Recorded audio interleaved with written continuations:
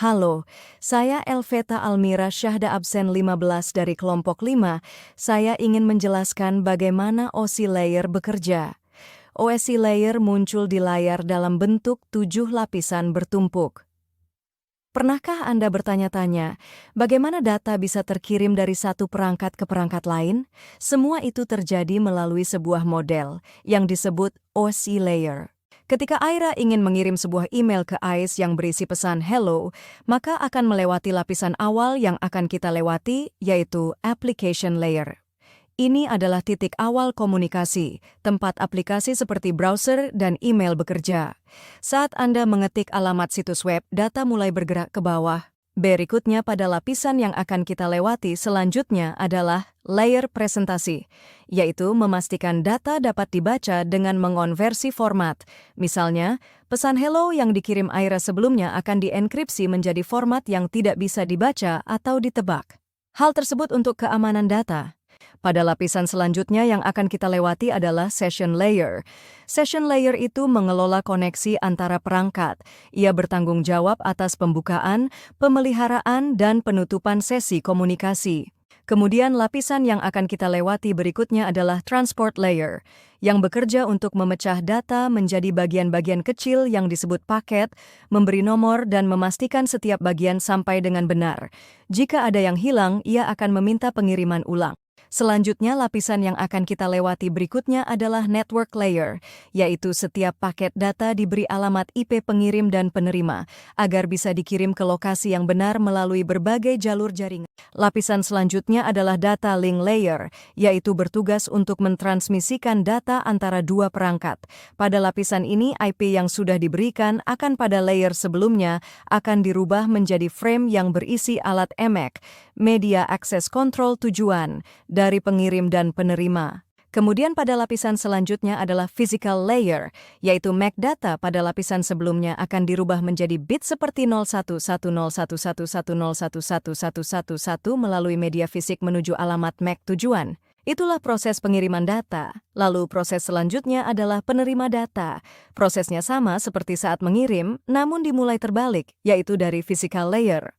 Lapisan pertama yang akan kita lewati yaitu physical layer. Email yang tadi dikirim oleh Aira kepada Ais sudah sampai di physical layer dalam bentuk sinyal. Lapisan ini mengubah sinyal tersebut menjadi data digital yang bisa diproses lebih lanjut.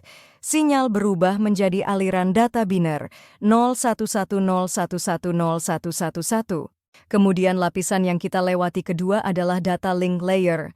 Data yang sebelum berbentuk bit akan diubah dalam bentuk frame dan diperiksa alamat MAC address-nya. Jika MAC address cocok dengan perangkat tujuan, frame akan diteruskan ke lapisan berikutnya. Jika ada error, lapisan ini akan meminta pengiriman ulang. Lapisan selanjutnya yang akan kita lewati ketiga yaitu layer jaringan. Setiap paket data diperiksa berdasarkan IP address tujuan. Jika alamat IP cocok, data akan dikirim ke lapisan berikutnya. Jika tidak, data akan dibuang atau diarahkan ke jaringan lain.